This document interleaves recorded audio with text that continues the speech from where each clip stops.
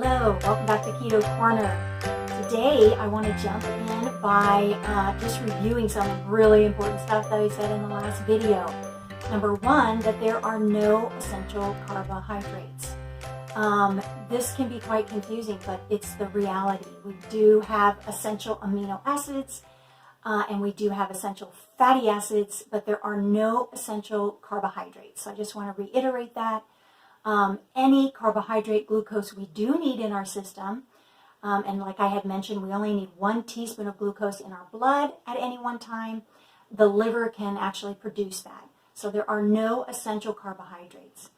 There are also no essential snacks. We have come to believe for some reason over the last 5 to 10 years that snacks and snacking in between meals is somehow essential. And we especially believe this for children, when in fact, between our meals, we really need a break for our digestion. We really need that break. And not only that, when we introduce calories in between meals, we are going to increase insulin. And what we're trying to avoid and get away from is insulin resistance, because that is sort of a root cause for a lot of the things that we're experiencing in terms of poor health. So snacking is definitely not essential. And if you can avoid it, you'll be better off for it. So the key is to make sure at your meals you're getting enough fat and protein that really satisfy you and help you to get to the next meal. And then along with that is just that fat is the preferable fuel source for our body. It's very reliable. We have a good supply of it. And it sustains us and really fuels us better than carbohydrates, which we have usually a very limited supply of. And when that runs out, we feel quite awful. So we can go back and forth between running our body on glucose or sugar, and we can run it on fat. But really, we're usually happiest in our mind and in our body when we run on fat for fuel. Okay, so those are 3 important things I wanted to review from last week. In the first 4 videos that I did, I really laid out how to ease into a ketogenic and fasting lifestyle at the most basic level. Now, if at this point you're starting to really see benefits, both in body composition and in how you feel in your health, then this basic level is probably a happy place for you. And that's awesome. If not, then the first thing I would encourage you to do is, and I took all these videos and put it in a playlist, is just to review the videos and the materials that I put in the show notes of those videos. And just make sure that you're fully implementing what I've said in these videos.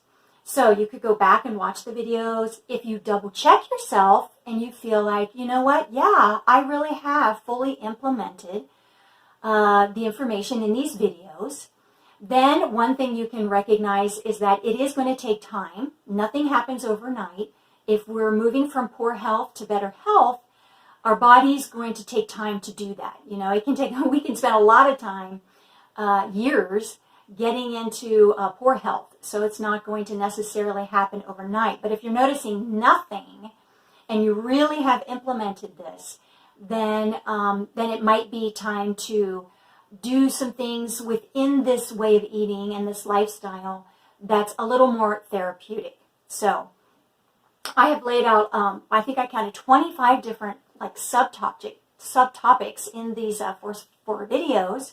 And so there is really a lot there, and it would be good to review it. And like I said, I created a playlist, and that playlist will be at the end of this video. So you could click on it and just review for yourself if you wanted to. One thing I want to reiterate is that I'm not a medical doctor. This is not medical advice. It's not a substitute for medical advice. I highly encourage you to, if you're working with a medical doctor, to involve them in this process. Let them know that you're doing keto and fasting and you want to incorporate that and see what your blood shows and how, the different ways in which your symptoms are changing from it. If you are working with someone who is really against the ketogenic way of eating in this lifestyle and trying fasting, then I would encourage you to find someone who's going to help you do that. Also, So let's say you have really fully implemented, this way of eating, these 4 videos, you've really tried and you're just not seeing anything happen. Let's talk about now, from these videos going forward, some things you could do to intensify or be more therapeutic in this way. So number 1, I want to say, really revolves around your plate. And I would say this is especially true on really busy days. Sometimes we just have like a few days out of the week that are just super busy. And what I would suggest for these days, or just overall, if you want to, certain days of the week, is to think about your plate very, very simply. Just cut it in half. Divide your plate in half and think about one side of the plate is your protein. And there, typically that would be meat. And within meat, there's always fatty acids too. So on this one side of your plate, you're getting the essential amino acids that I talked about in the last video. You're getting the essential fatty acids that I talked about in this last video. So the other side of the plate could be a vegetable, like say maybe asparagus. And you might have some butter on top, maybe a little Parmesan cheese. And so there you're getting fatty acids too from the butter on top. And you're getting vitamins and minerals. So there you have a plate that's very simple, very highly nutritious, and easy to put together. So that's one thing, is just to simplify. Sometimes when we add a lot of different ingredients, we can overcomplicate our plate. And sometimes we can even add in extra carbs and things that we aren't realizing that we're doing. So simplifying can be one way of being more therapeutic about this way of eating. Another thing is to consider using Carb Manager. It's an app on which you can put in your food. They have tons of stuff in there, and you can keep track of your carbohydrates. And what's neat about Carb Manager is that it will give you both net carbs and total carbs.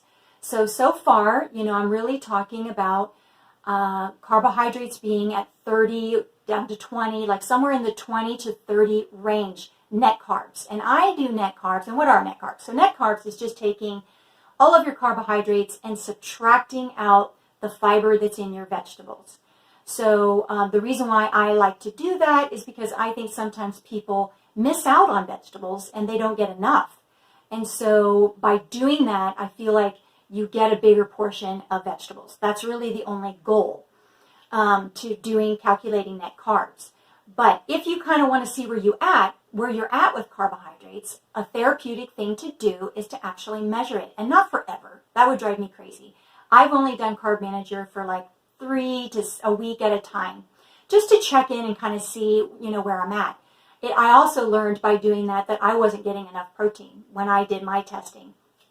So now I'm very conscientious about that, making sure I'm getting enough protein. And it's really caused a lot of improvement with my hair. So I'm really glad I discovered that. But the priority with Carb Manager is really looking at the carbohydrates. So, and what you can do therapeutically then is you could, if you want to get a little more therapeutic, you could look at total carbs instead of net carbs. So that's one thing you could do. Now, you wouldn't even have to do this every day of the week. You could maybe look at total carbs Monday through Thursday even, or through Friday, and then take 2 days on the weekend and count net carbs. So where you kind of give yourself a little more leeway. So this whole idea, what I'm suggesting here, is to kind of manage carbohydrates a little more closely. And if you see that you're higher, then you can kind of shift back and forth between net carbs and total carbs. If you want to go very therapeutic, you could just go strictly total carbs, 30 or below. Or you could, be a little bit more flexible and do net carbs on the weekend, total carbs during the week. Or if you just want to stay stuck with net carbs, if you really want to stick with that figure, you could just drop it down to 20. Maybe make it 30 on the weekends. So just playing around with it, it's kind of a lever that you can play around with. And as I've mentioned in one of my previous videos, we kind of all have a happy place in terms of carbohydrates.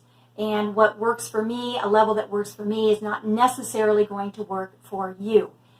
So I just want to say that. Another thing is just being cognizant of how carbs can kind of creep in. You know, if you're eating from the food list, eating in between meals, you can, even if it's keto food, it can still kind of get your carbs up to where you're beyond that 30.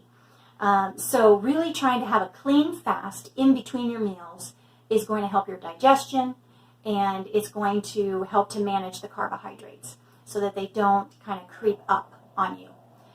So that's really, really important, the clean fast. And I do notice that dairy and nuts sometimes will be the thing that'll kind of creep, you know, cause that to go up. And some people tend to just like have better improvement when they take one or both of those things out. I tried taking dairy out, I will say, for the entirety of Lent and wondered what it would do. And I can say that I do feel like my membranes were a little less full, and that was kind of nice. But as far as any like noticeable health benefits or weight loss benefits, I didn't notice anything at all. So I will say that. I'll probably try nuts at some point too. I just think it's really good to, you know, each body is just so different. And so you can try different things. So that's just another area to be cognizant of, if like dairy and nuts can kind of bring you up in your carbohydrate count. And then the last thing I want to say is that any change that you do, you know, recognize that it doesn't have to be permanent. You know, you can do some extra restriction or change the way you look at carbohydrates for a time and then kind of test that out and go back and forth. I think it's a really good idea to be as least restrictive as possible to get the results that you need and that you want.